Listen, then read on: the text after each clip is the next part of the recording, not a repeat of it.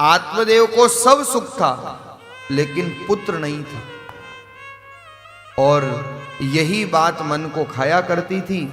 एक दिन आत्मदेव को ग्लानि हो गई कि मेरे पुत्र तो है नहीं, और जब पुत्र नहीं है तो जीवन किस काम का। और आत्मदेव जो है महाराज वो आत्महत्या करने के लिए निकल पड़े। लेकिन जब आत्महत्या करने जा रहे थे तो रास्ते में संत मिल गए और महात्मा मिले तो उनको प्रणाम किया, दंडवत किया, नमस्कार किया और चरणों में बैठ करके प्रार्थना करी कि महाराज आप तो दयालु हो, कृपालु हो, और मैं जानता हूं अगर आप करुणा करके प्रसाद दे दोगे तो मेरे जीवन का कष्ट, मेरे जीवन का दुख मिट सकता है। भाग्य लिखी मिटे नहीं, लिखे विधाता लेख। कबीर जी के बीजक में बड़ा सुंदर शब्द आता है कि भाग्य लिखी मिटे नहीं, क्योंकि लिखे विधाता लेख, पर मिल जावे अगर सदगुरु महर, तो लगे लेख पे मेख, लगे लेख पे मेख। विधाता की कलम को टालने का सामर्थ्य किसी में नहीं है महाराज, लेकिन संत कृपा हो जाए, सदगुरु कृपा हो जाए तो लेख पे भी मेख लग सकती। जैसे आप आजकल कुछ लिख दो महाराज तो उसको काटा तो नहीं जा सकता, पर आजकल व्हाइटनर की सुविधा आ गई है, उस पर व्हाइटनर फेरा जा सकता है। तो यहां कबीर जी कहते हैं लगे लेख पे मेख, उस विधाता की कलम पर भी मेख लगाने का सामर्थ्य है। तो इसलिए कहा है महाराज कि भाग्य लिखे मिटे नहीं, लिखे विधाता लेख, पर मिल जावे अगर सदगुरु महर, तो लगे लेख पे मेख। लेख पे भी मेख लगाने का सामर्थ्य महात्माओं में होता है, और आत्मदेव इस बात को जानते थे, इसलिए संत शरण ली। महात्मा से कहा महाराज या तो मैं आज आत्महत्या कर लूंगा, नहीं तो आप ही मुझे बचा सकते। जब बहुत करुणा करी तो महात्मा ने एक अभिमंत्रित फल आत्मदेव को प्रदान किया और कहा जाओ इसको अपनी पत्नी को ग्रहण करा देना, खिला देना। आत्मदेव लेकर के तो गए, लेकिन महाराज इसकी पत्नी जो थी वो धुंधली थी और उसके विचार भी धुंधले थे। जब वो आत्मदेव ने फल ले जाकर के दिया तो इसने संत के द्वारा दी गई वस्तु का अपमान किया। आत्मदेव को तो कहा मैं ग्रहण कर लूंगी। आत्मदेव तो परदेश चले गए, लेकिन वो फल इस धुंधली ने गोमाता को खिला दिया। ये परीक्षा लेना चाहती थी फल की, और सोचा कि पतिदेव बार बार पुत्र की आकांक्षा करते हैं तो मैं तो धन देकर के संतान खरीद लूंगी। इसकी बहन गर्भवती थी, उसको कहा मैं तेरे को धन दे दूंगी, तुझे जो संतान हो वो तू मुझे दे देना। फल तो खिला दिया गाय को, धन देकर के संतान खरीद ली। और आत्मदेव जब लौट करके आए तो महाराज आत्मदेव से कहा कि लो महाराज आपको पुत्र की आकांक्षा थी, पुत्र हुआ है। आत्मदेव तो बड़े खुश हुए कि वाह पुत्र की प्राप्ति हुई, लेकिन ये तो महाराज धन के द्वारा प्राप्त की गई संतान थी। आत्मदेव खुश तो हुए, पर धुंधली ने कहा ये मेरा पुत्र है, इसलिए नाम भी मैं रखूंगी। और उस धुंधली ने अपने पुत्र का नाम रखा धुंधकारी। इधर उस संत के द्वारा दिए गए फल का ऐसा अद्भुत प्रभाव हुआ, जो गोमाता ने वो फल ग्रहण किया था, आज गोमाता के माध्यम से गोकर्ण जी महाराज का आविर्भाव होता है। देवता लोग पुष्पों की बरसात करते हैं, जय जयकार करते हैं। बोलिए गोकर्ण जी महाराज की जय। गोकर्ण जी महाराज का आविर्भाव हुआ। कान जो थे उनके वो गोमाता के समान थे, इसलिए नाम पड़ा गोकर्ण। गोकर्ण पंडितो ज्ञानी धुंधकारी महाखल। जो गोकर्ण जी थे वो बड़े समझदार थे, पंडित थे, ज्ञानी थे, लेकिन धुंधकारी बड़ा दुष्ट था। धीरे धीरे जैसे जैसे बड़ा होने लगा, अपने ही माता पिता को खून के आंसू रुलाने लगा। जो आत्मदेव चाहते थे मेरे बेटा हो जाए, बेटा हो जाए, बेटा हो जाए, वो आज फूट फूट के रो रहे हैं। ऐसे बेटे के होने से अच्छा था कि मैं बिना बेटे के रह जाता, मैं बिना पुत्र के रह जाता। आत्मदेव ने जब देखा कि धुंधकारी इतना कष्ट देता है, इतना परेशान करता है, इतनी वेदना देता है, तो महाराज आत्मदेव से नहीं रहा गया। और एक दिन अकेले में जाकर के फूट फूट करके रुदन कर रहे थे, रो रहे थे।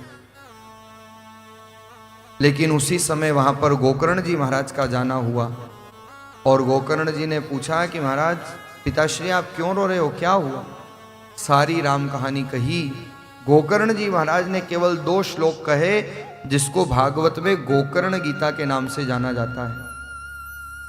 और यहां पर गोकर्ण जी ने उपदेश दिया है अपने पिता को, देहे अस्थि मांस रुधिरे अभिमतिम त्यज्यत्वम जाया सुतादिषु सदा ममतां विमुंच पश्यानिशं जगदिदं क्षणभंगनिष्ठं वैराग्य राग रसिको भव भक्तिनिष्ठः।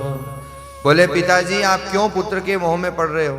अरे पुत्र के मोह को भी छोड़ो और अपने शरीर के मोह को भी छोड़ो।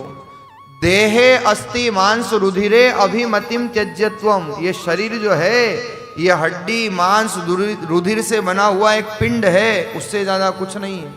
और इस शरीर में आसक्त रहोगे तो अपना जीवन बर्बाद कर लोगे। इसलिए जाया सुतादिषु ममताम विमुंच, अपने हृदय की ममता को छोड़ो। पश्यानिशम जगदिदम क्षणभंगनिष्ठम, उस जगदीश का क्षण प्रति क्षण स्मरण करो, भजन करो और जीवन में वैराग्य धारण करके धर्म के मार्ग का अनुसरण करो, नहीं तो आपके जीवन का पतन हो जाएगा। इतना कहना हुआ और गोकर्ण जी के ये भाव ऐसे आत्मदेव को लगे, धर्मः भजस्व सततम त्यज लोक धर्मान सेवस्व साधु पुरुषान जहि काम तृष्णान अन्यस्य दोष गुण चिंतन माशु मुक्त्वा सेवा कथा रस महो नितराम पिबत्व। गोकर्ण जी ने कहा अपना शेष जीवन केवल सेवा में और भगवान के भजन में लगाओ, यही आपके जीवन के उद्धार का विषय बनेगा। और उसी समय आत्मदेव तो जंगल की तरफ निकल गए, लेकिन ये धुंधकारी अनाचार अत्याचार करता है, पापाचार करता है। इसकी माँ धुंधली को कुएं में कूद करके अपनी जान देनी पड़ी, इतना माँ को कष्ट दिया। अब तो ये स्वच्छंद हो गया, वेश्यावृत्ति करने लगा। एक दिन जाकर के राजमहलों से चोरी कर ली और जब आभूषण लेकर के आया वेश्याओं को दिए तो वेश्याओं ने देखा इन आभूषणों पर तो राजमोहर लगी हुई है, ये तो मारा जाएगा, हमको भी मारेगा। और उन्हीं वेश्याओं ने धुंधकारी को बांध करके गरम गरम अंगारे मुंह के अंदर डाल दिए और धुंधकारी को तड़प तड़प करके मरना पड़ता है। धुंधकारी को इस प्रकार से तड़प तड़प करके मरना पड़ा और उसका परिणाम ये हुआ महाराज कि वो धुंधकारी प्रेत बनता है। क्यों प्रेत बनना पड़ा? क्योंकि इसकी जीवन में भगवान से प्रीत नहीं थी। और याद रखना, जिसकी नहीं है भगवान से प्रीत उसी को बनना पड़ता है प्रेत। अगर प्रेत योनि से मुक्ति चाहते हो तो ठाकुर से प्रीत पक्की रखो, अपने आराध्य से प्रीत पक्की रखो, अपने इष्ट से प्रीत पक्की रखो। जितनी पक्की प्रीत होगी ऐसा ही महाराज यथा अंतमति सो गति, जैसी अंतिम मति होगी वैसी गति होगी। धुंधकारी तो मारा गया, लेकिन एक दिन गोकर्ण महाराज बैठे थे तो देखा कि एक प्रेत चिल्ला रहा है जोर जोर से। धुंधकारी ने जल डाल करके डाला और देखा कि ये कौन है।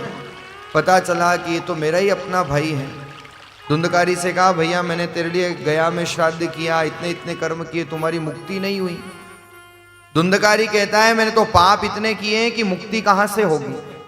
और गोकर्ण जी महाराज आज धुंधकारी की मुक्ति का उपाय करते हैं। यहां पर भागवतकार वर्णन करते हैं कि गोकर्ण जी महाराज ने सूर्य नारायण की आराधना करी और सूर्य नारायण की आराधना करने पर भगवान सूर्य नारायण ने आदेश दिया कि धुंधकारी का अगर मोक्ष चाहते हो तो उसके लिए आपको भागवत कथा का वाचन कराना पड़ेगा। और गोकर्ण जी महाराज खुद वक्ता बन करके भागवत की कथा वाचते हैं। कथा कहते हैं ये प्रेत था इसलिए एक बांस गाड़ा गया और उस बांस में आकर के धुंधकारी ने निवास किया। जैसे जैसे एक दिन निकलता, 7 गांठ थी बांस में, एक दिन पूरा होता भागवत का, एक गांठ फट जाती। दूसरा दिन पूरा होता, दूसरी गांठ फटती। तीसरा दिन पूरा होता, तीसरी गांठ फटती। ऐसे महाराज 7 दिन भागवत के हुए और 7वें दिन वो 7वीं गांठ फटती है और ठाकुर का विमान आकाश से आता है। धुंधकारी जैसा पापी विमान में बैठकर भगवत धाम का अधिकारी हो जाता है। देवता लोग पुष्पों की बरसात करते हैं, जय जयकार करते हैं। बोलिए श्रीमद् भागवत महापुराण की जय।